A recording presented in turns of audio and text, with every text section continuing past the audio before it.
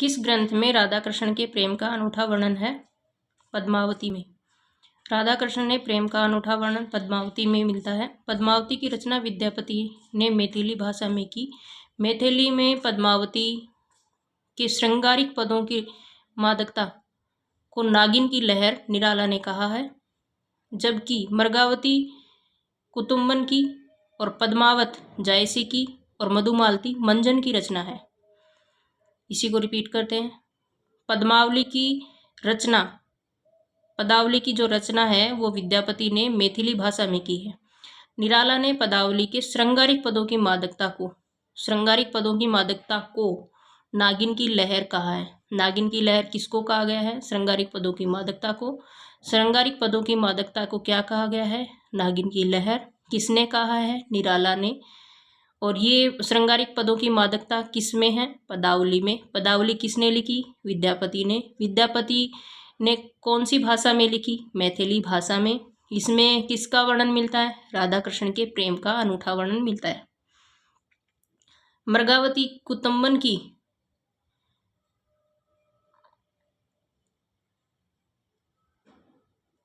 मृगावती किसकी है? कुतुम्बन की।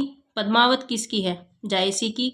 मधुमालती किसकी है? मंजन की। मृगावती कुतुम्बन की, पद्मावत जायसी की, मधुमालती मंजन की। विशलदेव रासो के नायिका का नाम क्या है? राजमती। विशलदेव रासो की नायिका राजमती है। यह नरपति नालय की रचना है। विशलदेव रासो किसकी रचना है? नरपति नालय की। यह एक वीर काव्य है। विशलदेव रासो में किसका वर्णन है? वीर गीत काव्य है ये। इसकी कथा 4 खंडों में है। इसके प्रथम खंड में राजमती एवं विशलदेव का विवाह, द्वितीय खंड में विशलदेव का राजमती से रूठकर उड़ीसा का प्रस्थान, और तृतीय खंड में राजमती का विरह वर्णन, और चतुर्थ खंड में विशलदेव द्वारा राजमती को उसके पिता के घर से वापस लाने की कथा वर्णित है। पद्मावती मलिक मोहम्मद जायसी द्वारा कृत पद्मावत की स्त्री पात्र है। पद्मावती कौन है? मलिक मोहम्मद जायसी द्वारा कृत पद्मावत की स्त्री पात्र है। विशलदेव रासो की नायिका का क्या नाम है? राजमती। देखो ना, एक ये रचना किसकी है? नरपति नालय की। और ये कैसा है? वीर गीत काव्य है। इसके 4 खंड है इस वीर गीत काव्य के। पहले एक लड़का और एक लड़की का विवाह होता है, उसमें लड़की होती है राजमती, लड़का होता है विशलदेव। और फिर दूसरे खंड में दोनों में कहासुनी हो जाती है तो विशलदेव रूठ जाता है और उड़ीसा की ओर प्रस्थान कर जाता है। तीसरे में राजमती अकेली रह जाती है तो उसका विरह हो जाता है, तो विरह की वर्णन। चतुर्थ में विशलदेव को समझ में आ जाता है और राजमती को उसके पिता के घर से वापस लाने की कथा है। तो एक लड़की और एक लड़के के दोनों के विवाह के बाद यही होता है। चर्यापद के रचयिता हैं सबरपा। चर्यापद के रचयिता कौन है? सबरपा। ये जो कहानी लड़का लड़की बना के बताइए ना, ये याद करने के लिए बताइए। चर्यापद के रचयिता है सबरपा। चर्यापद एक प्रकार का गीत है। विशलदेव रासो भी एक वीर गीत काव्य है। विरह गीत नहीं, वीर गीत काव्य। चर्यापद के रचयिता कौन है? सबरपा। चर्यापद एक प्रकार का गीत है जो सामान्यतः अनुष्ठानों के समय गाया जाता है। चर्यापद संधा भाषा के दृष्टकूट में लिखी गई है, जिसके दोहरे अर्थ होते हैं, जबकि दोहा को सरहप्पा द्वारा रचित ग्रंथ है। दोहा कोश किसने लिखा? सरहप्पा द्वारा। चर्यापद सबरपा द्वारा। चर्यापद क्या है? एक गीत है जो सामान्यतः अनुष्ठानों के समय गाया जाता है। चर्यापद संधा भाषा के दृष्टकूट में लिखी गई है। चर्यापद कौन सी भाषा में लिखी गई है? संधा भाषा के दृष्टकूट में लिखी गई है, जिसके क्या होते हैं? दोहरे अर्थ होते हैं। और दोहा कोश सरहप्पा द्वारा लिखी गई रचना है, रचित ग्रंथ है।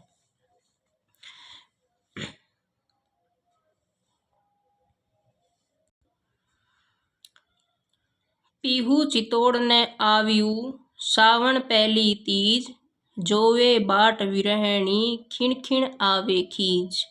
संदेशो पीण साहिबा पाछो फिरिए न दे, पंछी घाल्या पिंजरे छूटण रोशन दे। उक्त पंक्ति किस रचना की है? खुमान रासो की। पीहू चितोड़ ने आव्यू सावन पहली तीज, जोवे बाट विरहणी खिण खिण आवे खीज। संदेशो पीण साहिबा पाछो फिरे न दे, पंछी घाल्या पिंजरे छूटण रोशन दे। ये खुमान रासो है। खुमान रासो एक प्रबंध काव्य के रचयिता दलपत विजय हैं। पद्मावती जायसी द्वारा करकंड चरियु, कनका मरमुनि द्वारा ढोला मारूरा दुआ कवि कल्लोल द्वारा रचित ग्रंथ है। इसको रिपीट करते हैं। यह जो पंक्ति है खुमान रासो की है। खुमान रासो एक प्रबंध काव्य के रचयिता दलपत विजय का है। खुमान रासो क्या है? प्रबंध काव्य, और इसके रचयिता कौन है? दलपत विजय। पद्मावत जायसी द्वारा, जो हम 4 क्वेश्चन से लगातार पढ़ रहे हैं, पद्मावत किसकी रचना है? जायसी की। करकंड चरियु और कनका मरमुनि द्वारा ढोला मारूरा दुआ कवि कल्लोल द्वारा रचित है। ढोला मारूरा किसकी है? कवि कल्लोल की। और करकंड चरियु कनका मरमुनि द्वारा।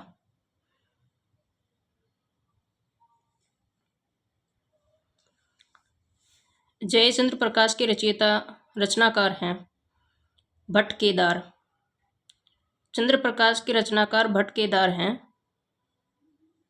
निम्नलिखित रचनाकारों की रचनाएं इस प्रकार हैं। जगनिक किसकी है? परमाल रासो की। श्रीधर रणमल छंद की। नरपति नालय विशलदेव रासो की। चरियापद सबरपा की। दोहाकोश सरहप्पा की। पदावली विद्यापति की। मृगावती कुतुम्बन की। पद्मावत जायसी की। मधुमालती मंजन की। हमने ये इतनी रचनाएं पढ़ ली हैं अभी तक। वापस रिपीट करती हूँ। पदावली विद्यापति की, मृगावती कुतुम्बन की, पद्मावत जायसी की, मधुमालती मंजन की। विशलदेव रासो किसकी है? बताओ। नरपति नालय की। चरियापद सबरपा की। और सरहप्पा की कौन सी है? दोहाकोश। जयचंद्र प्रकाश भट्ट केदार। जगनिक परमाल रासो। श्रीधर रणमल छंद। नरपति नालय विशलदेव रासो। अभी हम इन 4 रचनाओं को याद करते हैं। जयचंद्र प्रकाश भट्ट केदार, जगनिक परमाल रासो, श्रीधर रणमल छंद, नरपति नालय विशलदेव रासो। नरपति नालय विशलदेव रासो, श्रीधर रणमल छंद, जगनिक परमाल रासो, भट्ट केदार, जयचंद्र प्रकाश। अगला क्वेश्चन पढ़ते हैं। सिद्धों और योगियों की रचना के संदर्भ में यह कथन किसका है? उनकी रचनाओं का जीवन की स्वाभाविक सारणियों, अनुभूतियों और दशाओं में कोई संबंध नहीं। वे सांप्रदायिक शिक्षा मात्र हैं, अतः शुद्ध साहित्य की कोटि में नहीं आ सकती हैं। रामचंद्र शुक्ल। उनकी रचनाओं तथा जीवन का स्वाभाविक सारणियों, अनुभूतियों और दशाओं से कोई संबंध नहीं है। वे सांप्रदायिक शिक्षा मात्र हैं, अतः शुद्ध साहित्य की कोटि में नहीं आ सकती। सिद्धों और योगियों की रचनाओं के संदर्भ में उक्त कथन आचार्य रामचंद्र शुक्ल का है। यह कथन आचार्य रामचंद्र शुक्ल ने अपनी हिंदी साहित्य का इतिहास 1929 नामक ग्रंथ में कहा है। हिंदी साहित्य का इतिहास हिंदी शब्दसागर की भूमिका में किस नाम से था? हिंदी साहित्य का विकास के नाम से था। कुमारपाल प्रतिबोध किसकी रचना है? कुमारपाल प्रतिबोध सोमप्रभ सूरी की है। कुमारपाल प्रतिबोध सोमप्रभ सूरी की रचना है। प्रभ सूरी गुजरात के प्रसिद्ध जैन साधु थे जिनका आविर्भाव 1252 में माना जाता है। कुछ रचना और रचनाकार दिए गए हैं। कुमारपाल चरित्र हेमचंद्र सूरी, हमीर रासो सारंगधर, प्रबंध चिंतामणि मेरुतुंग। कुमारपाल प्रतिबोध किसकी रचना है? सोमप्रभ सूरी की। कुमारपाल प्रतिबोध किसकी रचना है? सोमप्रभ सूरी की। और कुमारपाल चरित्र प्रतिबोध सोमप्रभ सूरी और चरित्र हेमचंद्र सूरी। तो हम इसको सूरी से तो याद कर नहीं सकते, सोम और हेम, सो और हे से करेंगे। सो है ना, वहाँ प्रतिबोध है। सोम प्रभ सूरी है जो प्रतिबोध, मतलब उसको दूसरों का ज्ञान होता है। कुमारपाल तो दोनों में ही है। और हेमचंद्र का चरित्र अच्छा है। कुमारपाल चरित्र हेमचंद्र सूरी। याद करने का तरीका ये। हमीर रासो सारंगधर, हमीर रासो सारंगधर, प्रबंध चिंतामणि मेरुतुंग, प्रबंध चिंतामणि मेरुतुंग। हमीर रासो सारंगधर, हमीर सारंगी बजाता है, सारंगधर। हमीर रासो सारंगधर, सारंगधर क्या बजाता है? सॉरी, हमीर क्या बजाता है? सारंगधर, सारंगी बजाता है। याद करना है। बाकी रचनाकार तो इसमें सारंगधर है और हमीर रासो इसकी रचना है। प्रबंध चिंतामणि मेरुतुंग, मेरुतुंग को क्या होती है? चिंता, और फिर वो उसका क्या कर लेता है? प्रबंध। प्रबंध चिंतामणि मेरुतुंग की है। संदेश रासक, संदेश रासक किसकी रचना है? अब्दुल रहमान की। किसकी रचना है? अब्दुल रहमान की।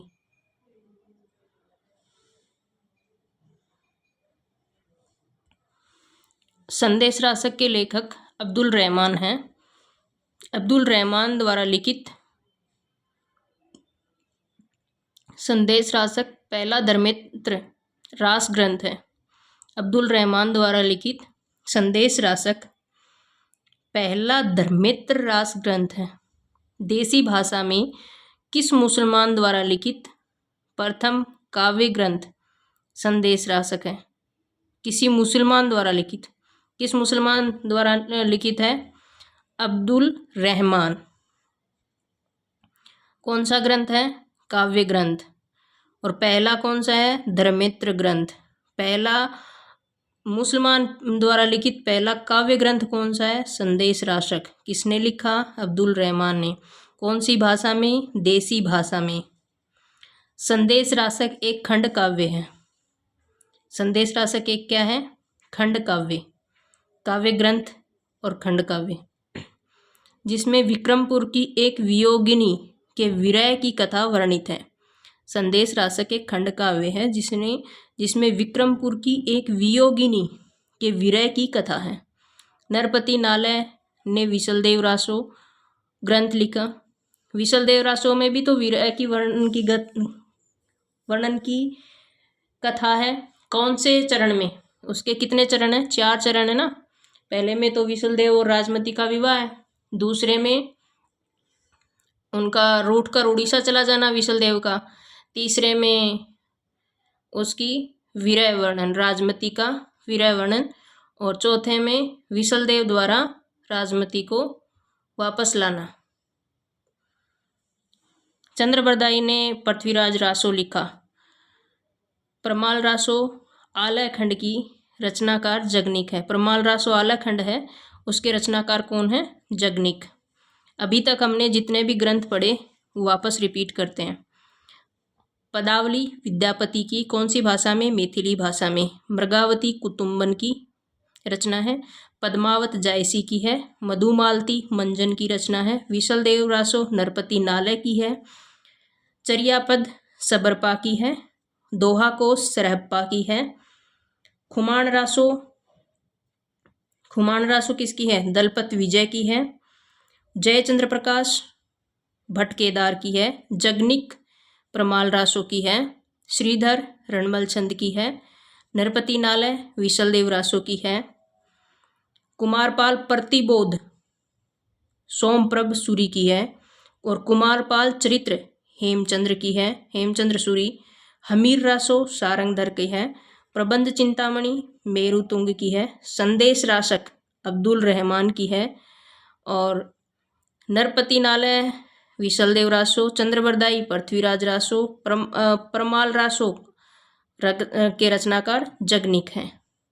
हमने इतने पढ़ लिए एक पेज में। हम इसके साथ वाला पेज भी साथ में ही पढ़ते चलेंगे, जो ऊपर से स्टार्ट करेंगे। 11 नंबर क्वेश्चन के ऊपर वाले व्याख्यान पढ़ रही हूँ। सिद्ध हेम में संस्कृत, प्राकृत, संस्कृत और अपभ्रंश तीनों का समावेश किया गया है।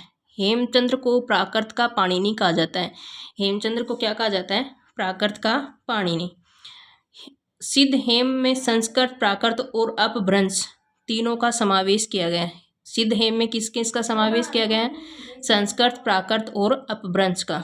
कुमारपाल चरित्र, योग शास्त्र, प्राकृत व्याकरण और देसी नाम वाला कोश तथा छंदोनुशासन हेमचंद्र की महत्वपूर्ण रचनाएं हैं। कुमारपाल चरित्र, योग शास्त्र, प्राकृत व्याकरण, देसी नाम माला कोश तथा छंदोनुशासन हेमचंद्र की महत्वपूर्ण रचनाएं हैं। सारंगधर कृत, सारंगधर पद्धति संस्कृत भाषा में लिखा गया एक पद्य कोश है।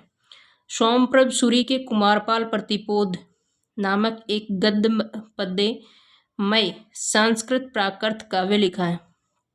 सोमप्रभ सूरी ने कुमारपाल प्रतिपोध नामक एक गद्य पद्य मय संस्कृत प्राकृत काव्य लिखा है। कणहप्पा 84 सिद्धों में सर्वप्रथम सर्वश्रेष्ठ विद्वान तथा सबसे बड़े कवि थे। कणहप्पा के गुरु का नाम जालंधरपा था। ये बिहार के सोमप्रभ सूरी नामक स्थान पर रहते थे। कणहप्पा 84 सिद्धों में सर्वश्रेष्ठ विद्वान था, सबसे पहले कवि। कणहप्पा के गुरु का नाम जालंधरपा था। ये बिहार के सोमपुरी नामक स्थान पर रहते थे।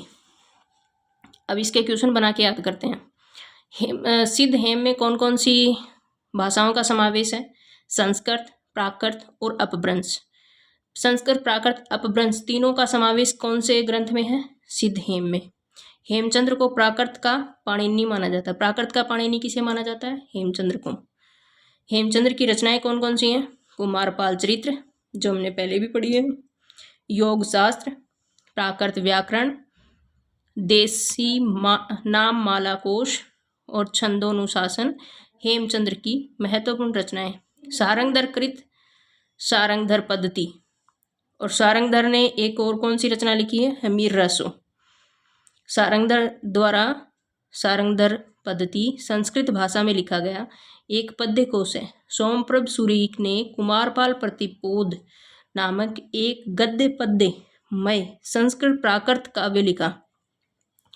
गद्य पद्य को क्या कहते हैं? दोनों मिलाकर लिखे जाते हैं उसको चंपू काव्य। सोमप्रभ सूरी ने कुमारपाल प्रतिपोध नामक, सोमप्रभ सूरी वाला हमने पहले ही पढ़ चुके हैं। कुमारपाल प्रतिपोध किसकी रचना है? सोमप्रभ सूरी की। यह गद्य पद्यमय संस्कृत प्राकृत काव्य लिखा गया है। कणहप्पा 84 सिद्धों का सर्वश्रेष्ठ विद्वान तथा सबसे बड़े कवि थे। कणहप्पा के गुरु का नाम जालंधरपा था। कणहप्पा के गुरु का नाम क्या था? जालंधरपा। ये बिहार के सोमप्रभ सूरी नामक स्थान पर रहते थे।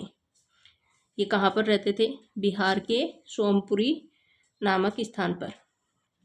आदिकाल को चारण काल, इनमें से किस साहित्य इतिहास के लेखक ने कहा है? रामकुमार वर्मा ने कहा है। विद्यापति की पदावली मैथिली, क्वेश्चन नंबर 9। विद्यापति की पदावली मैथिली हिंदी में रचित होने पर भी निम्नलिखित में से किससे प्रभावित है? बांग्ला। विद्यापति की पदावली मैथिली हिंदी में रचित होने पर भी बांग्ला भाषा से प्रभावित है। विद्यापति शैव संप्रदाय के कवि थे। भाषा की दृष्टि से विद्यापति द्वारा रचित ग्रंथ निम्न है। शैव सर्वसार, कीर्तिलता और पदावली। संस्कृत के ग्रंथ कौन कौन से हैं वो पढ़ते हैं पहले। विद्यापति की पदावली मैथिली हिंदी में रचित होने पर भी बांग्ला भाषा से प्रभावित है। विद्यापति शैव संप्रदाय के कवि थे। भाषा की दृष्टि से विद्यापति द्वारा रचित ग्रंथ निम्न है। तो पहले संस्कृत के पढ़ते हैं। शैव सर्वस्व सार, शैव सर्वस्व सार, गंगा वाक्यावली, भू परिक्रमा, दान वाक्यावली, विभाग सार, लिखनावली, दुर्गा भक्त तरंगिणी, ये सारे कौन सी भाषा के ग्रंथ हैं? संस्कृत के। कीर्तिलता और कीर्तिपता का विद्यापति ने कौन सी भाषा में लिखी? अवहट में। और मैथिली में लिखी गोरक्ष विजय और पदावली, ये मैथिली भाषा में लिखे गए। वापस याद करते हैं संस्कृत भाषा के। शैव सर्वस्व सार, गंगा वाक्यावली, भू परिक्रमा, दान वाक्यावली, विभाग सार, लिखनावली, दुर्गा भक्त तरंगिणी, ये संस्कृत के हैं। कीर्तिलता, कीर्ति पताका, पदावली, गोरक्ष विजय, ये मैथिली के हैं। विद्यापति ने 7 तो संस्कृत में लिखे, 2 अवहट में और 2 मैथिली में। तो 7 संस्कृत के आइज क्लोज करके याद करो। शैव सर्वस्व सार, गंगा वाक्यावली, भू परिक्रमा, दान वाक्यावली, विभाग सार, लिखनावली, दुर्गा भक्त तरंगिणी। शैव सर्वस्व सार, गंगा वाक्यावली, भू परिक्रमा, दान वाक्यावली, विभाग सार, लिखनावली, दुर्गा भक्त तरंगिणी। अवहट कीर्तिलता और कीर्ति पताका, मैथिली पदावली, गोरक्ष विजय। Eyes close. शैव सर्वस्व सार, गंगा वाक्यावली, भू परिक्रमा, दान वाक्यावली, विभाग सार, लिखनावली और दुर्गा भक्त तरंगिणी। अब इसको संस्कृत वालों को याद करने के लिए, शिवजी गंगा में भू परिक्रमा करते हैं, वहाँ दान देते हैं, फिर वहाँ एक विभाग बनाया गया जिसमें लिखते हैं, और दुर्गा भक्त वहाँ पे दुर्गा मतलब पार्वती, और वहाँ पे तरंगिणी उनकी तरंगे हैं। अवहट में कीर्तिलता और कीर्ति पताका, मैथिली में पदावली, गोरक्ष विजय। बच्चन सिंह ने विद्यापति को जाति कवि कहा है। बच्चन सिंह ने विद्यापति को क्या कहा? जाति कवि। हजारी प्रसाद द्विवेदी ने विद्यापति को श्रृंगार रस के सिद्ध वाक कवि कहा है। और विद्यापति कृत कीर्तिलता की रचना भ्रंग भृंगी संवाद के रूप में की गई है। ये भ्रंग भृंगी, सुख सुखी, ये 2-3 है। विद्यापति कृत कीर्तिलता में भ्रंग भृंगी, और पृथ्वीराज रासों में पता नहीं विशलदेव रासों में सुख सुखी संवाद भी आएगा एक, इसमें भ्रंग भृंगी है। बच्चन सिंह ने विद्यापति को जातीय कवि कहा। जातीय कवि किसने कहा? बच्चन सिंह ने। किसको कहा? विद्यापति को। विद्यापति को क्या कहा बच्चन सिंह ने? जातीय कवि। हजारी प्रसाद द्विवेदी ने विद्यापति को श्रृंगार रस के सिद्ध वाक कवि कहा। श्रृंगार रस के सिद्ध वाक कवि किसने कहा? हजारी प्रसाद द्विवेदी ने। किसको कहा? विद्यापति को। विद्यापति को श्रृंगार रस का सिद्ध वाक कवि किसने कहा? हजारी प्रसाद द्विवेदी ने। विद्यापति कृत कीर्तिलता की रचना भ्रंग भृंगी संवाद के रूप में हुई।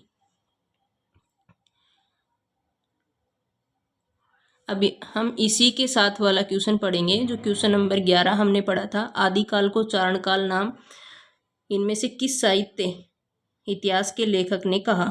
तो रामकुमार वर्मा ने कहा था चारण काल, संधियन चारण काल। तो अब हम इसकी डिटेल्स पढ़ेंगे। आदिकाल को चारण काल डॉक्टर रामकुमार वर्मा ने कहा। डॉक्टर रामकुमार वर्मा ने हिंदी साहित्य का आलोचनात्मक इतिहास 1938 में नामक इतिहास ग्रंथ लिखा। डॉक्टर रामकुमार वर्मा ने आदिकाल को संधि एवं चारणकाल कहा। डॉक्टर मोहन अवस्थी ने आदिकाल को आधार काल कहा। मोहन अवस्थी और कौन था? सुमन राजे। शिव सिंह सेंगर ने शिव सिंह सरोज 1883 नामक इतिहास ग्रंथ लिखा। चारण काल जॉर्ज ग्रियर्सन ने कहा है, और जॉर्ज ग्रियर्सन ऑप्शन में है नहीं, इसलिए वहाँ पे रामकुमार वर्मा आंसर हुआ है। आरंभिक काल मिश्र बंधु ने, बीज वपन काल महावीर प्रसाद द्विवेदी ने, वीर गाथा काल आचार्य रामचंद्र शुक्ल ने, आदिकाल हजारी प्रसाद द्विवेदी ने, सिद्ध सामंत काल राहुल सांस्कृत्य ने। ये सिद्ध सामंत काल राहुल सांस्कृत्य पीएचडी में आया क्वेश्चन है। क्वेश्चन नंबर 10, भला हुआ जू मारिया विरहणी मारा कंतु, लजेज तू वैसी अहू जय भग्या घरू एतु। ये प्रसिद्ध पंक्तियां इनमें से किस कवि की हैं? हेमचंद्र की हैं। भला हुआ जू मारिया विरहणी मारा कंतु, लजेजम तू वैसी अहू जय भाग्या घरू एतु। हेमचंद्र गुजरात के सोलंकी राजा सिद्धराज जयसिंह और उनके भतीजे कुमारपाल के राज दरबार में रहते थे। ये कुमारपाल के राज दरबार में रहते थे, तभी तो इन्होंने कुमारपाल चरित्र रचना की। इनकी रचनाएं और कौन कौन सी हैं? हेमचंद्र की हमने और भी रचनाएं पढ़ी थी ना, कमेंट में बताना। हेमचंद्र प्रसिद्ध जैन आचार्य थे और इनके व्याकरण ग्रंथ का नाम सिद्ध हेमचंद्र शब्दानुशासन है। हेमचंद्र का यह व्याकरण सिद्ध हेम के नाम से प्रसिद्ध हुआ। हेमचंद्र प्रसिद्ध जैन आचार्य थे। व्याकरण ग्रंथ का नाम सिद्ध हेमचंद्र शब्दानुशासन है। हेमचंद्र का यह व्याकरण सिद्ध हेम के नाम से प्रसिद्ध हुआ। अभी हम क्वेश्चन नंबर 12 वाला पढ़ेंगे। अमीर खुसरो हिंदी साहित्य से संबंधित कवि है। संबंधित कवि कौन है? कौन है संबंधित कवि? आदिकाल से है। अमीर खुसरो आदिकाल से संबंधित कवि है। अमीर खुसरो हिंदी साहित्य के आदिकाल से संबंधित कवि है। अमीर खुसरो 1253 से 1325 ईस्वी तक, 1253 से 1325 ईस्वी तक। इनका वास्तविक नाम क्या है? अबुल हसन। किसके शिष्य थे? निजामुद्दीन औलिया। अमीर खुसरो कौन सी बोली के आदि कवि कहे जाते हैं? खड़ी बोली के। खुसरो ने दिल्ली के सिंहासन पर 11 वर्ष राजाओं का आरोहण देखा था। 11 राजाओं का। खुसरो ने दिल्ली के सिंहासन पर 11 राजाओं का आरोहण देखा था। डॉक्टर ईश्वरी प्रसाद ने अमीर खुसरो को महाकवि या कवियों में राजकुमार की संज्ञा दी। डॉक्टर ईश्वरी प्रसाद ने अमीर खुसरो को महाकवि या कवियों में राजकुमार की संज्ञा दी। विद्वानों ने अमीर खुसरो द्वारा रचित ग्रंथों की संख्या 100 बताई। इनमें से इनकी प्रमुख ग्रंथ निम्नलिखित हैं: खालिकबारी, पहेलियाँ, मुकरियाँ, दो सूखने और गजल। खालिकबारी, पहेलियाँ, मुकरियाँ, दो सूखने और गजल। अब हम हेमचंद्र की रचनाओं के बारे में पढ़ते हैं। कुमारपाल चरित्र, योगशास्त्र, प्राकृत व्याकरण, देसी नाममाला कोश, छंदोनुशासन हेमचंद्र की प्रमुख रचनाएं हैं। दान वाक्यावली के रचनाकार हैं विद्यापति। दान वाक्यावली के रचनाकार कौन है? विद्यापति। दान वाक्यावली विद्यापति की रचना है। विद्यापति के गुरु का नाम पंडित हरि मिश्र था और अमीर खुसरो के गुरु का नाम निजामुद्दीन औलिया। ये बिहार प्रांत के दरभंगा जिले के विपसी नामक गांव में रहते थे। विद्यापति कहाँ रहते थे? बिहार प्रांत के दरभंगा जिले के विपसी नामक गांव में रहते थे। विद्यापति तिरहुत राजा के शिव सिंह तथा कीर्ति सिंह के राज दरबारी कवि थे। शिव सिंह के राज दरबारी कवि थे, तब इन्होंने क्या लिखा? शिव सिंह सरोज। और कीर्ति सिंह के राजदरबारी कवि थे, तब क्या लिखा, कीर्तिलता। विद्यापति द्वारा रचित दान वाक्यावली एक संस्कृत ग्रंथ है जिसमें इन्होंने राजा शिव सिंह की वीरता एवं उदारता का चित्रण किया गया। विद्यापति ने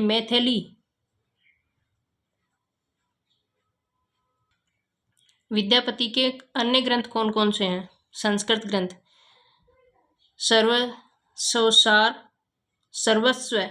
सर्वस्व सार, गंगा वाक्यावली, भू परिक्रमा, दान वाक्यावली, 7 है ना, याद पिछले वाले पेज में आए थे अपने, याद करो, मेरे को तो इतने ही याद है। विद्यापति ने मैथिली भाषा में पदावली, गोरक्ष विजय नाटक की रचना की मैथिली भाषा में, और अवट में कीर्तिलता, कीर्ति पताका की रचित विद्यापति की रचनाएं हैं। बच्चन सिंह ने विद्यापति को जातीय कवि कहा। सूर्यकांत त्रिपाठना निराला ने विद्यापति पदावली के श्रृंगारिक पदों की मादकता को नागिन की लहर का। विद्यापति शैव संप्रदाय के कवि थे।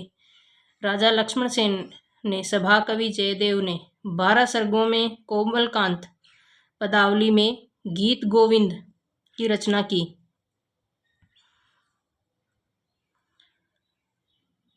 पद्माकर रीतिकालीन कवि ने प्रबोध पचासा, गंगा लहरी, राम रसायन जैसे ग्रंथों की रचना की है। भूषण ने शिवराज भूषण, शिवा बावनी, छत्रसाल दशक जैसे प्रसिद्ध ग्रंथों की रचना की है। भूषण के ग्रंथों के नाम कौन कौन से हैं? शिवराज भूषण, शिवा बावनी, छत्रसाल दशक। पद्माकर ने प्रबोध पचासा, गंगा लहरी और राम रसायन जैसे ग्रंथों की रचना की है। राजा लक्ष्मण सेन ने सभा कवि जयदेव ने 12 सर्गों में कोमलकांत पदावली में गीत गोविंद की रचना की। विद्यापति को कृष्ण भक्तों की परंपरा में समझना चाहिए, यह इनमें से किसका कथन है? रामचंद्र शुक्ल का। विद्यापति को कृष्ण भक्तों की परंपरा में समझना चाहिए, यह रामचंद्र शुक्ल का है।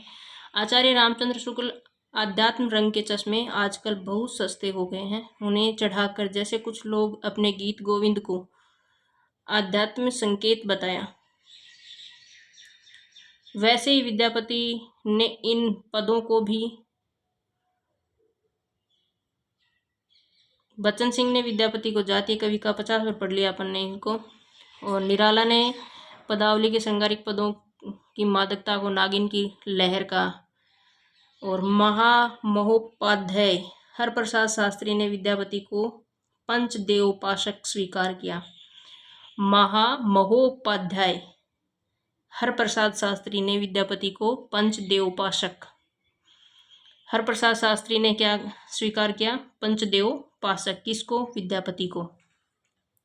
हजारी प्रसाद द्विवेदी ने विद्यापति को श्रृंगार रस के सीधवाक कवि कहा है।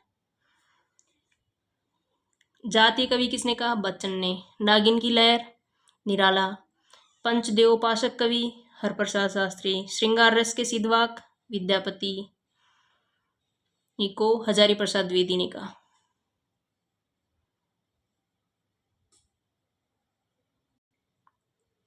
आदिकाल के अंतर्गत सरहप्पा लोईपा आदि किस साहित्य के संबंध है? किस साहित्य के संबंध में है?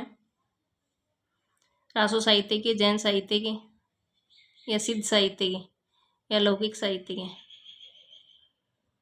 सरहप्पा लोईपा आदि कवि किस साहित्य से संबंधित हैं? आदि कवि सिद्ध साहित्य से संबंधित हैं। सिद्ध साहित्य ब्रजयानी सिद्धों के द्वारा रचा गया साहित्य। इनका संबंध बौद्ध धर्म से है। ये भारत के पूर्वी भाग में सक्रिय थे। इनकी संख्या 84 मानी गई है, जिसमें सरहप्पा, सबरपा, लोईपा, डोम्बीपा, कुकरीपा आदि प्रमुख हैं। इनकी संख्या कितनी मानी गई है? 84।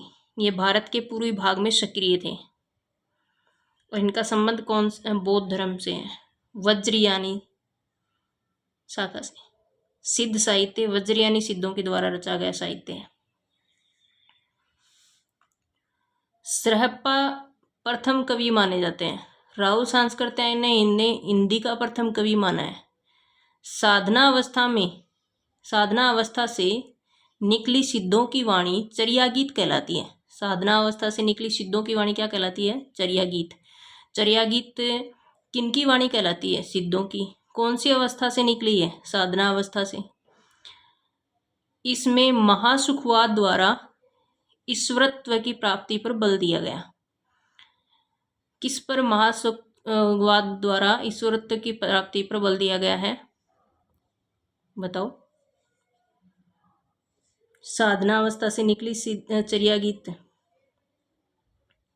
जो सरहप्पा का प्रथम सिद्ध कवि है, राहुल सांस्कृत्यायन ने हिंदी का प्रथम कवि माना है।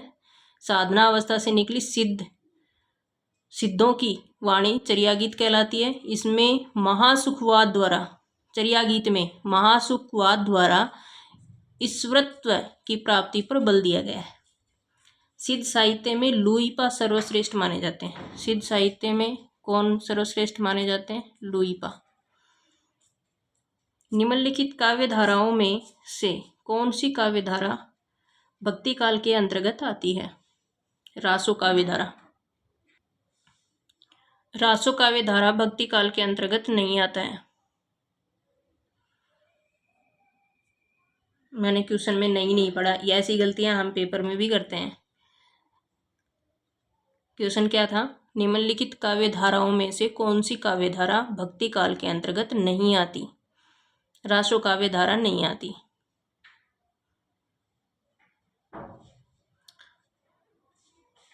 भक्ति काल में 4 प्रमुख काव्य धाराएं मिलती हैं, जिनमें से दर्शन की दृष्टि से 2 प्रमुख भेदों में बांटा गया है।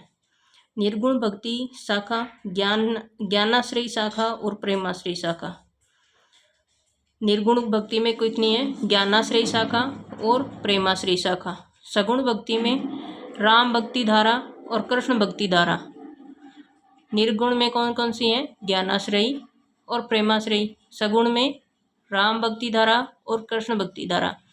निर्गुण में मतलब कोई आकार नहीं दिया गया है, मतलब उसमें ज्ञान प्रेम एक निराकार चीज के बारे में बताया गया है। ज्ञान का भी कोई आकार नहीं होता और प्रेम का भी कोई आकार नहीं होता। सगुण भक्ति धारा में राम का भी आकार है और कृष्ण का भी आकार है, तो सगुण में आकार वाली चीजें हैं। रासो काव्य धारा हिंदी साहित्य के आदिकाल से संबंधित है। इसमें अधिकतर वीर गाथाएं ही हैं जो डिंगल भाषा में लिखी गई है। रासो काव्य धारा हिंदी साहित्य के आदिकाल से संबंधित है। रासो काव्य धारा हिंदी साहित्य के कौन से काल से संबंधित है? आदिकाल से। इसमें से अधिकतर वीर गाथाएं ही हैं। इसमें अधिकतर कौन सी गाथाएं हैं? वीर गाथाएं, जो डिंगल भाषा में लिखी गई है। कौन सी भाषा में लिखी गई है? डिंगल भाषा में। रासो ग्रंथ के अंतर्गत चंद्रबरदाई कृत पृथ्वीराज रासो, जगनिक कृत प्रमाल रासो, नरपति नालय कृत विशलदेव रासो आदि की गणना की जाती है। रासो काव्य धारा हिंदी साहित्य के आदिकाल से संबंधित है। इसमें अधिकतर वीर गाथाएं ही हैं जो डिंगल भाषा में लिखी गई हैं। प्रमुख रासो ग्रंथ के अंतर्गत चंद्रबरदाई कृत पृथ्वीराज रासो, जगनिक कृत परमाल रासो, नरपति नालय कृत विशलदेव रासो आदि गणनाएं की जाती हैं। अब हम पढ़ते हैं अगला क्वेश्चन। सिद्ध सामंत युग की कविताओं की सृष्टि आकाश में नहीं हुई, वे हमारे देश की ठोस धरती की उपज है। यह कथन किसका है? राहुल सांस्कृत्यायन का। हिंदी सामंत युग की कविताओं की सृष्टि आकार में नहीं हुई, वे हमारे देश की धरती की उपज हैं। उक्त कथन महापंडित राहुल सांस्कृत्यायन का है। सिद्ध साहित्य श्रृंगार एवं शांत रस को दोहा, चौपाई आदि छंदों में व्यक्त करता है। सिद्धों की रचनाएं प्रमुखतः दोहा कोश एवं चर्या पद आदि दो रूपों में प्राप्त हैं। सिद्ध साहित्य की प्रमुख विशेषताएं वेद, उपनिषद, यज्ञ आदि का विरोध योग द्वारा ब्रह्म की प्राप्ति, ईश्वर प्राप्ति गुरु द्वारा संभव आदि भाषा में अपभ्रंश मिश्रित देसी भाषा का प्रयोग तथा डिंगल और पिंगल का भी प्रयोग किया जाता है। इसी का रिपीट करते हैं। सिद्ध सामंत युग की कविताओं की सृष्टि आकाश में नहीं होती है, वे हमारे देश की ठोस धरती की उपज है। उक्त कथन महापंडित राहुल सांस्कृतैन का है। सिद्ध साहित्य श्रृंगार एवं शांत रस को दोहा, चौपाई आदि छंदों में व्यक्त करता है। सिद्धों की रचनाएं प्रमुखतः दोहा कोश एवं चर्यापद आदि दो रूपों में प्राप्त है। सिद्ध साहित्य की प्रमुख विशेषताएं वेद, उपनिषद, यज्ञ आदि का विरोध, योग द्वारा ब्रह्म की प्राप्ति, ईश्वर प्राप्ति गुरु द्वारा संभव आदि भाषा में अपभ्रंश मिश्रित देसी भाषा का प्रयोग, डिंगल और पिंगल भाषा का प्रयोग किया जाता है। सिद्ध साहित्य की प्रमुख विशेषताएं, जो साहित्य है ना, उनकी विशेषताओं के बारे में पूछा जाता है। 4 विशेषताएं दे दी जाती हैं, जिनमें से 3 होती हैं या फिर 1 होती है, बाकी नहीं होती हैं। तो सिद्ध साहित्य में कौन कौन सी विशेषताएं हैं? वेद उपनिषद है और यज्ञ आदि का है विरोध, यज्ञ आदि का क्या है? विरोध है। योग द्वारा ब्रह्म की प्राप्ति है सिद्ध साहित्य में। ईश्वर प्राप्ति गुरु द्वारा है, गुरु द्वारा ही संभव मानी जाती है।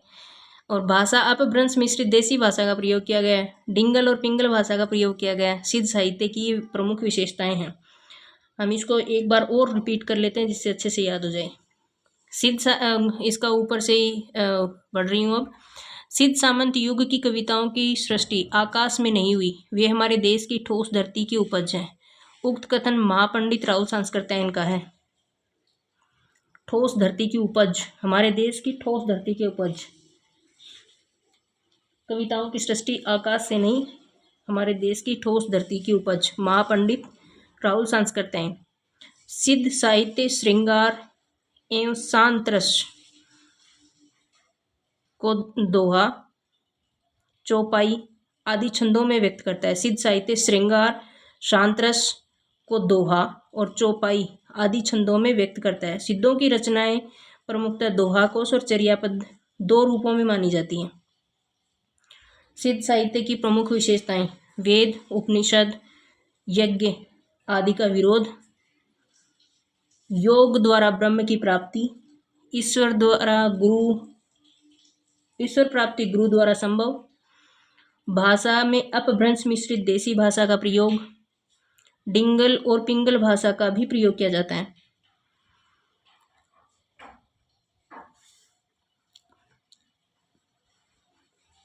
डिंगल तथा पिंगल भाषा का प्रयोग किया जाता है। माया मोह का खंडन और त्याग आवश्यक है। माया मोह का खंडन और त्याग आवश्यक है सिद्धों में। Question number 18।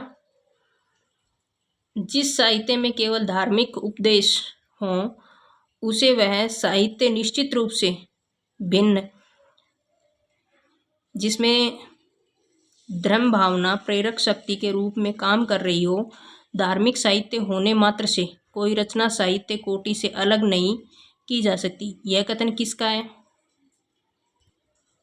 हजारी प्रसाद द्विवेदी का। उपयुक्त कथन हजारी प्रसाद द्विवेदी का है। उक्त कथन हजारी प्रसाद द्विवेदी जी ने साहित्य के उद्देश्य की प्रतिस्थापना हिंदी साहित्य का आदिकाल पुस्तक में रामचंद्र शुक्ल आदि विद्वानों की उस मान्यता का खंडन करने के लिए कहा जिसके अंतर्गत धार्मिक रचनाओं को साहित्य कोटि से अलग करने की बात कही गई है। उनके अनुसार यदि ऐसा समझा जाने लगा तो तुलसीदास का रामचरितमानस भी साहित्य क्षेत्र के अविवेच्य हो जाएगा।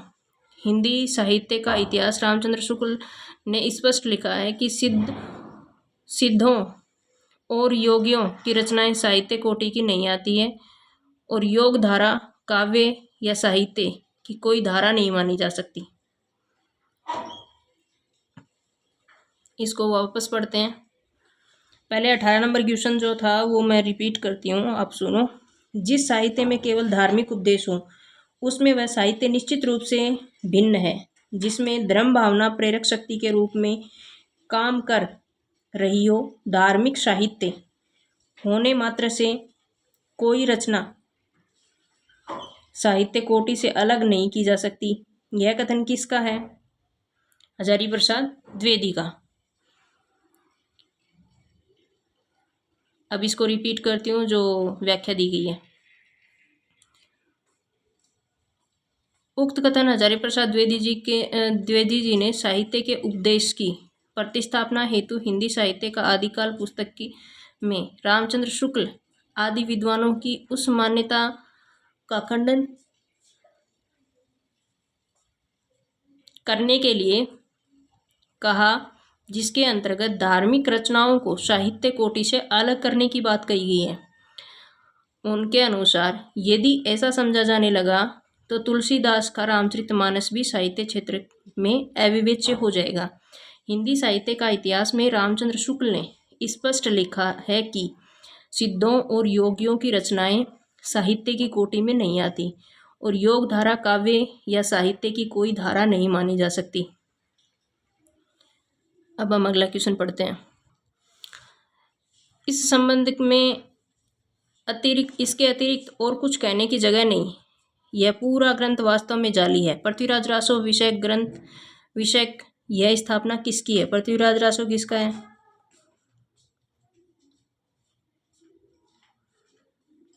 चंद्रबरदाई का है पृथ्वीराज रासो। और यह विषय की स्थापना किसकी है? रामचंद्र शुक्ल की। मतलब ये कथन किसका है? जाली ग्रंथ किसने कहा है पृथ्वीराज रासो को? कुल मिला के ये कहना चाहता है, तो रामचंद्र शुक्ल ने कहा है।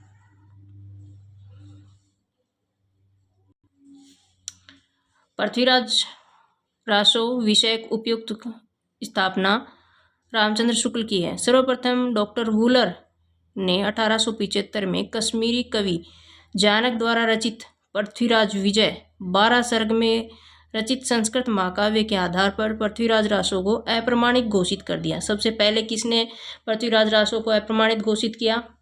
डॉक्टर वूलर ने। और किसको आधार बनाया है? पृथ्वीराज विजय। पृथ्वीराज विजय किसकी रचना है? जानक की। और जानक कहाँ का कवि है? कश्मीरी। और ये कब हुआ? 1875 में। और संस्कृत महाकाव्य के कितने सर्ग हैं? 12 सर्ग। आधार पर पृथ्वीराज रासो को अप्रमाणिक घोषित किया गया। इसी के बाद पृथ्वीराज रासो की प्रामाणिकता को लेकर विद्वानों के 3 वर्ग बन गए: अप्रमाणिक, प्रामाणिक और अर्धप्रामाणिक। अप्रमाणिक मानने वाले कौन है? डॉक्टर वूलर, गौरीशंकर हीराचंद ओझा और आचार्य रामचंद्र शुक्ल, देवी प्रसाद, कविराज श्यामल दास। वूलर, शंकर ओझा, शुक्ल प्रसाद, शुक्ल देवी श्यामल दास। वूलर, शंकर ओझा, शुक्ल देवी श्यामल दास। शुक्ल देवी श्यामल दास। अप्रमाणिक वूलर, शंकर ओझा, शुक्ल देवी श्यामल दास, शुक्ल देवी प्रसाद श्यामल दास। वापस अप्रमाणिक वूलर, शंकर ओझा,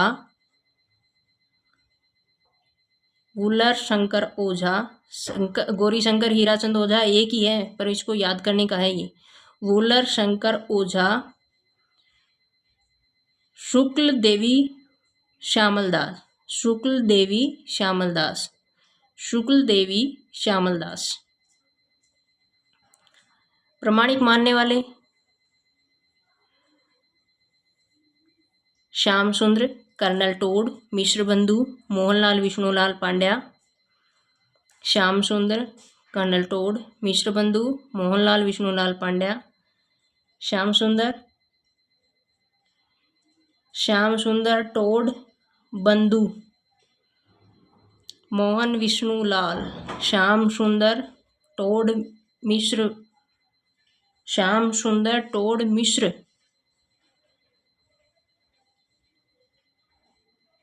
श्याम सुंदर टोड मिश्र बंधु, श्याम सुंदर टोड मिश्र बंधु, श्याम सुंदर टोड मिश्र बंधु, लाल विष्णु लाल पांड्या, मोहनलाल विष्णुलाल पांड्या, लाल विष्णु लाल पांड्या, श्याम सुंदर दास, श्याम सुंदर टोड मिश्र बंधु, लाल विष्णु लाल पांड्या। प्रमाणिक। अर्ध प्रमाणिक आचार्य हजारी प्रसाद द्विवेदी, डॉक्टर सुनीति कुमार चटर्जी, डॉक्टर दशरथ शर्मा। आचार्य हजारी प्रसाद द्विवेदी, डॉक्टर सुनीति कुमार चटर्जी, डॉक्टर दशरथ शर्मा। अर्ध प्रमाणिक हजारी द्विवेदी,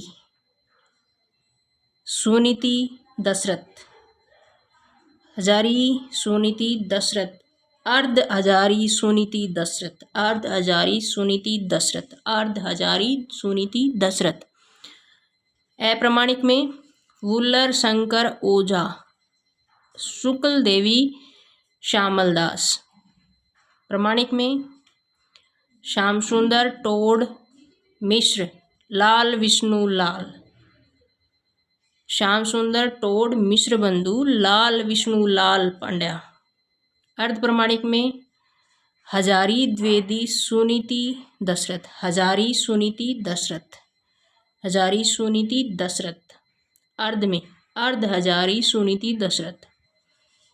आगे वाला पढ़ते हैं अब। इस ग्रंथ में श्रृंगार की ही प्रधानता है। वीर रस का किंचित आभास मात्र है, वीर रस का किंचित आभास मात्र है। श्याम शुक्ल की यह मान्यता किस ग्रंथ के संदर्भ में है?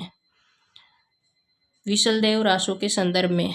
यह ग्रंथ विशलदेव रासो श्रृंगार की ही प्रधानता है। वीर रस का किंचित मात्र आभास मात्र है। रामचंद्र शुक्ल की यह मान्यता किस ग्रंथ के संदर्भ में है? विशलदेव रासो के संदर्भ में।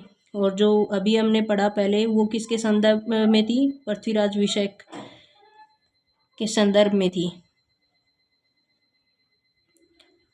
इस ग्रंथ में श्रृंगार की ही प्रधानता है। वीर रस का किंचित मात्र आभास है। रामचंद्र शुक्ल की यह मान्यता विशलदेव रासो के संदर्भ में है। अपने ग्रंथ हिंदी साहित्य का इतिहास 1929 में आदिकाल के प्रकरण 3 में देसी भाषा काव्य उपशीर्षक के अंतर्गत शुक्ल जी मानते हैं कि नरपति नालय कवि विक्रयराज चतुर्थ विशलदेव का समकालीन था। कदाचित यह राजकवि था। इसने विशलदेव रासो नामक एक छोटा सा ग्रंथ लिखा। जो रामचंद्र शुक्ल हैं उन्होंने अपने आदिकाल के प्रकरण 3 में देसी भाषा काव्य उपशीर्षक के अंतर्गत शुक्ल जी मानते हैं कि नरपति नालय कवि विक्रयराज चतुर्थ विशलदेव का समकालीन था। कदाचित यह राजकवि था। इसने विशलदेव रासो नामक एक छोटा सा ग्रंथ लिखा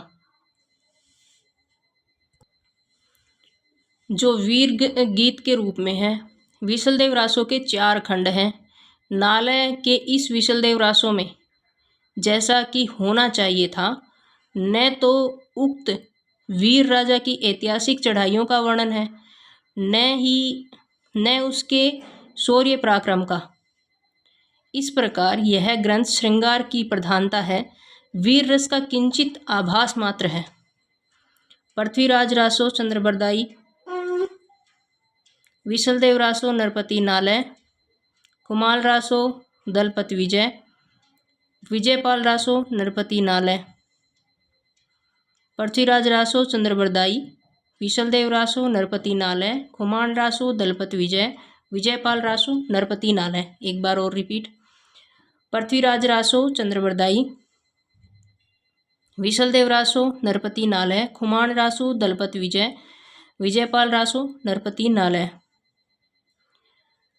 वे सांप्रदायिक शिक्षा मात्र अंतर्गत शुद्ध साहित्य की कोटि में नहीं आ सकती। सिद्धों, नाथों, योगियों की रचनाओं के विषय में यह किस का मत है?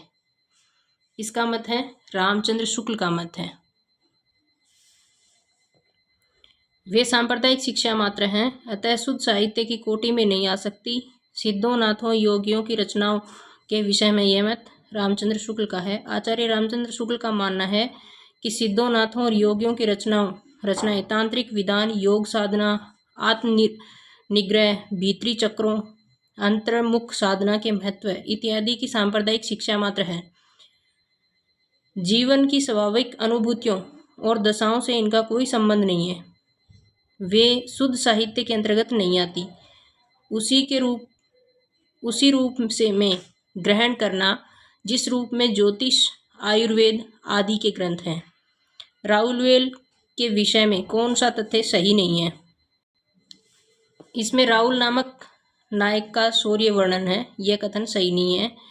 इसका रचयिता रोड़ा नामक कवि है राउलवेल का, यह सही है।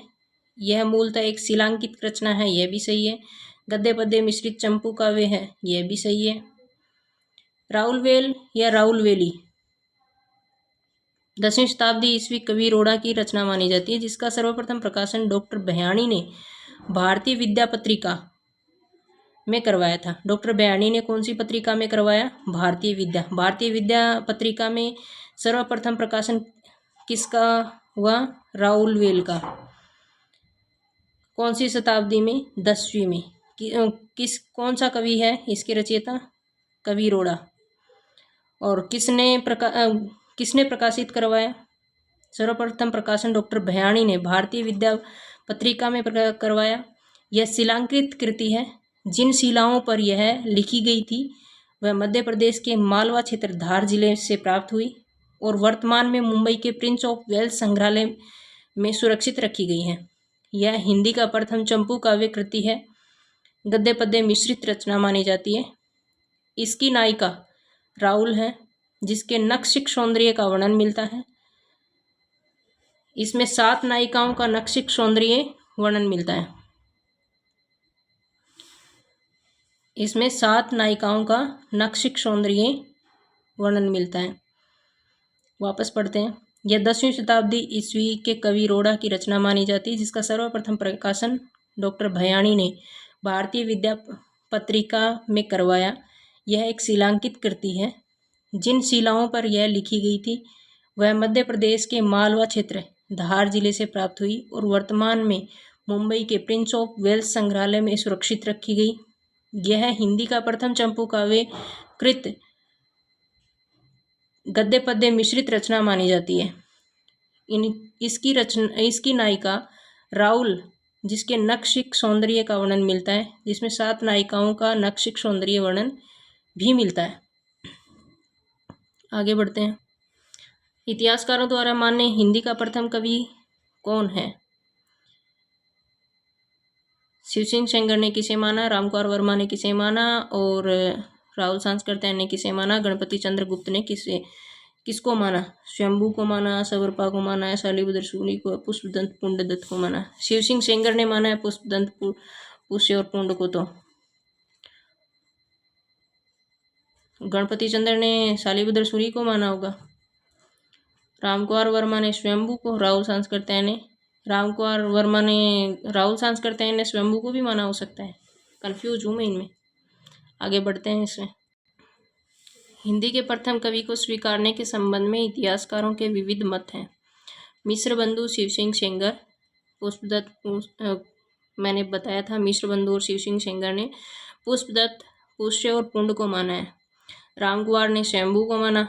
नगेंद्र और राहुल सांस्कृत्यायन ने सरहप्पा को माना। गणपति चंद्र गुप्त ने शालिभद्र सूरी को माना, ये भी मैंने बता दिया था। हजारी प्रसाद द्विवेदी अबूद रहमान को माना।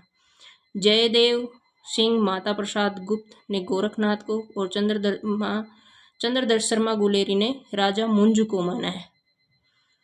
अब इसको याद कर लेते हैं यहीं पे। हिंदी के प्रथम कवि मिश्रबंधु शिवसिंह सेंगर ने पुष्पदंत को माना। इसका नाम पुण्य पुष्य ये भी मिल सकता है। रामकुमार वर्मा ने स्वयंभू को माना। नगेंद्र ने राहुल सांस्कृत्यायन ने सरहप्पा को माना। गणपति चंद्र गुप्त ने शालिबदर सूरी को माना। हजारी प्रसाद द्विवेदी ने अबूर्द रहमान को माना। जयदेव सिंह माता प्रसाद गुप्त गोरखनाथ को। चंद्रधर शर्मा गुलेरी ने राजा मुंज को माना है। याद हो गए? Eyes close. मिश्र बंधु शिव सिंह जंगर ने किसको माना है? पुष्पदत्त, पुंड और पुष्य को। रामकुमार वर्मा ने किसको माना है? हिंदी का प्रथम कवि स्वयंभू को। डॉक्टर नगेंद्र ने किसको माना है? राहुल सांस्कृत्यायन और डॉक्टर नगेंद्र ने किसको माना है? सरहप्पा को। गणपति चंद्र गुप्त ने किसको माना है? शालिबद्र सूरी को। हजारी प्रसाद द्विवेदी ने किसको माना है? अबूर्द रहमान को। जयदेव सिंह माता प्रसाद गुप्त ने किसको माना है? गोरखनाथ को। चंद्रधर शर्मा गुलेरी ने किसको माना है? राजा मुंज को। अब आगे पढ़ते हैं हम। कौन सा विकल्प सुमेलित नहीं है? श्रावकाचार किसकी रचना है? देवसेन की। नेमिनाथ रास सुमति गणी की। भरतेश्वर बाहुबली रास शालिबद्र सूरी की। रेवंत गिरिरास किसकी रचना है? विजय सेन सूरी की।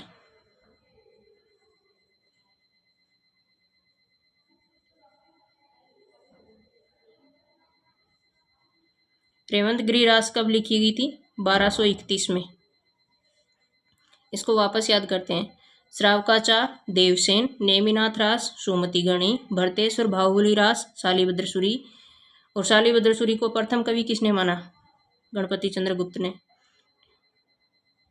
रेवंत गिरिरास विजय सेन सूरी।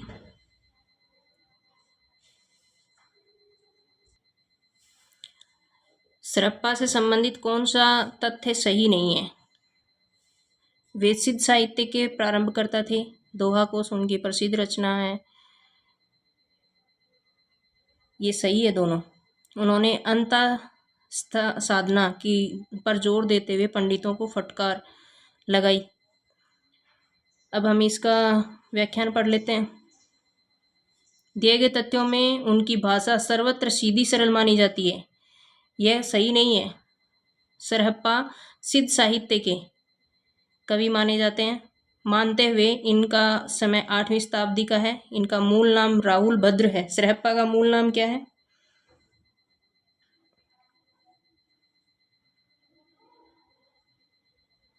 राहुल भद्र। ये पाल शासक धर्मपाल के समकालीन थे। पाल शासक कौन था? धर्मपाल। उसके समकालीन कौन थे? सरहप्पा। दोहा कोश इनकी रचना है। सरहप्पा की रचना कौन सी है? दोहा कोश। दोहा कोश को पढ़ने से कभी कभी यह भ्रम हो सकता है कि इन कविताओं में सपाट बयानी है, लेकिन इनका अर्थ सरल नहीं है।